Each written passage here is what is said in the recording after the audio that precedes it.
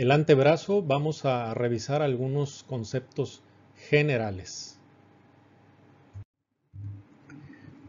El antebrazo es la parte de la extremidad superior que se extiende desde la articulación del codo hasta la articulación de la muñeca. Entonces, esto es el antebrazo.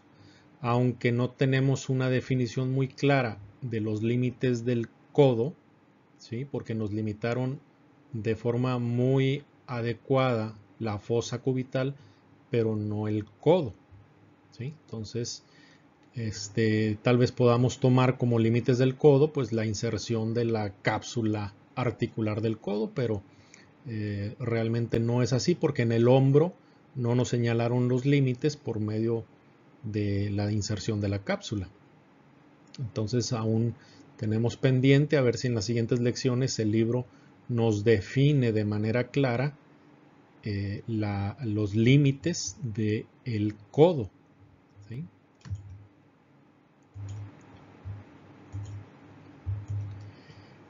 En la zona proximal, ahora estamos hablando del antebrazo, la mayoría de las principales estructuras que pasan del brazo al antebrazo lo hacen a través de la fosa cubital. Por ejemplo, ¿cuáles vimos? ¿Sí? El nervio mediano, la arteria braquial, la rama sensitiva del músculo cutáneo, el radial, ¿sí? A excepción del nervio ulnar, que también lo mencionamos, que pasa muy lejos de la fosa cubital o de la parte anterior del codo, ¿sí?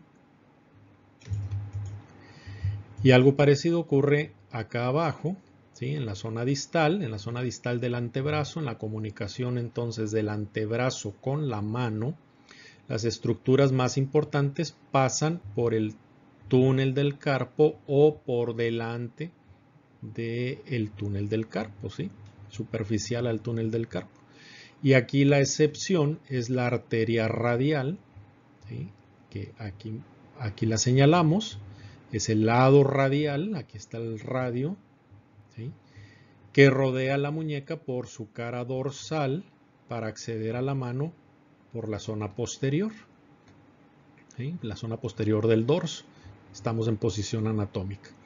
Entonces, ¿qué nos menciona el libro? Estas dos estructuras que, a diferencia de la mayoría que utilizan estos zonas de transición importantes que son la fosa cubital y el túnel del carpo, pasan por fuera, ¿sí? Por fuera de la fosa cubital, el nervio ulnar, que aquí va por detrás del epicóndilo medial del húmero, y lateralmente y dorsalmente, o sea, posteriormente, la arteria radial le saca la vuelta al túnel del carpo. El esqueleto óseo del antebrazo está formado por dos huesos paralelos, que son el radio y la ulna, ¿sí?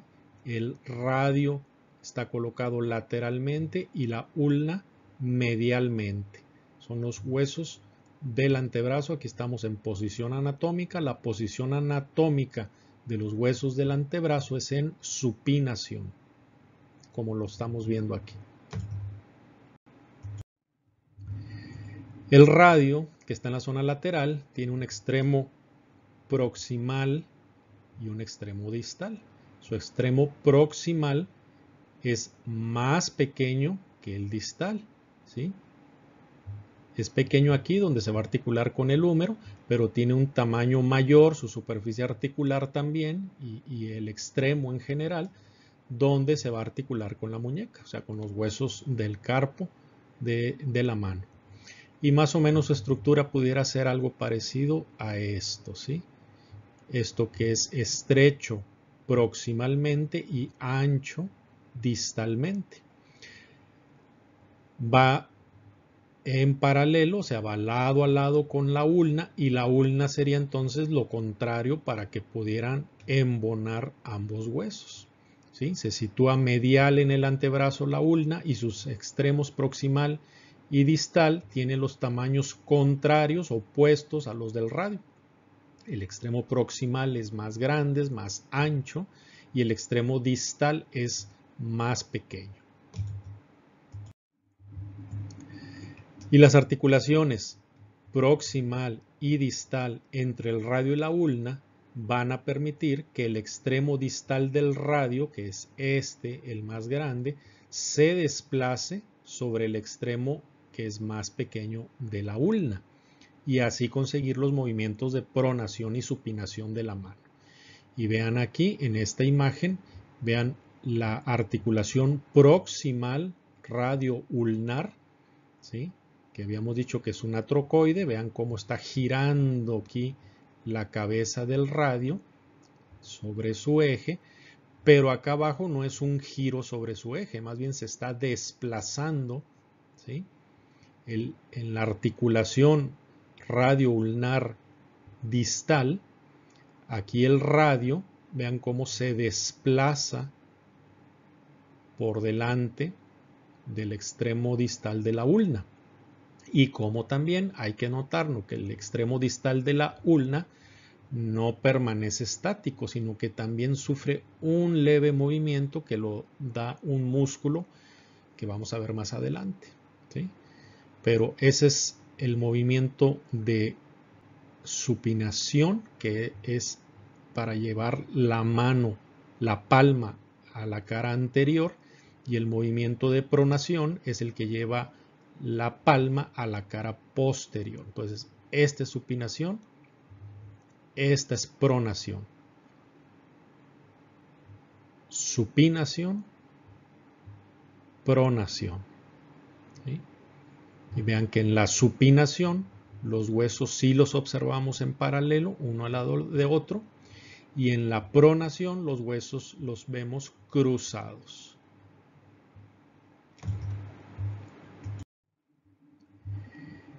En el antebrazo, como sucede en el brazo, como lo vimos también, aquí los espacios que ocupan los músculos están divididos por compartimentos. También en el antebrazo vamos a tener un compartimento anterior y un compartimento posterior, ¿sí? Los mismos nomenclatura que usamos para el brazo, pero aquí están acomodados de una forma algo especial, algo diferente, ¿sí? Porque en el brazo es un solo hueso y da dos compartimentos. En el antebrazo son dos huesos, pero dan dos compartimentos también. Entonces, ¿cómo están distribuidos esos tabiques intermusculares? Vamos a tener entonces un tabique intermuscular lateral. Este se extiende desde el borde anterior del radio hasta la fascia profunda que rodea a la extremidad. También hay una membrana interósea, ¿sí?, que es la articulación también entre el radio y la ulna. Es una sindesmosis, una articulación por medio de tejido fibroso. Esta une los bordes adyacentes del radio y de la ulna casi en toda la longitud de ambos huesos. Y por último vamos a tener una fijación de la fascia profunda en el borde posterior de la ulna. Si se fijan aquí, no existe un tabique intermuscular medial. No dio espacio, poder decirlo así, y entonces la fascia profunda se va a pegar o se va a fijar directamente al borde posterior de la ulna, ¿sí? Entonces, estos tres puntos o estos tres límites, entonces, aquí están separando un compartimento anterior, que es este, y un compartimento posterior, que es este de acá, ¿sí? Compartimento anterior y compartimento posterior. Es un acomodo más complejo que el que teníamos en el brazo. En el brazo teníamos el húmero en el centro y un tabique intermuscular lateral y uno medial. Entonces aquí es un poco más complejo, más estructuras, pero a final de cuentas también va a separar en compartimento anterior y compartimento posterior. Conocer estos compartimentos, y vamos a ver en adelante que los músculos los vamos a estudiar por compartimentos anterior y posterior, nos va a ayudar un poco a conocer también las funciones, ¿sí? Entonces tenemos dos compartimentos musculares del antebrazo, el anterior y el posterior. El anterior principalmente va a ser el encargado de estos movimientos, o sea, de llevar la extremidad a esta posición que es pronación, ¿sí? Flexión de la mano, o sea, flexión aquí en la articulación de la muñeca, y flexión de los dedos doblados. Entonces, esta posición se logra por la acción del compartimento anterior, de los músculos del compartimento anterior. Y acá tenemos lo opuesto, el compartimento posterior, este que va a estar de este lado, va a realizar la supinación, ¿sí? Aquí vemos la supinación, la extensión de la mano y la extensión de los dedos. O sea, la posición opuesta a esta de acá arriba. Entonces, compartimento anterior es esta posición de pronación, flexión de la mano y flexión de los dedos. Y el posterior es de supinación, extensión de la mano y extensión de los dedos. A grandes rasgos nos ayuda a recordar la función de los músculos que están en esos compartimentos.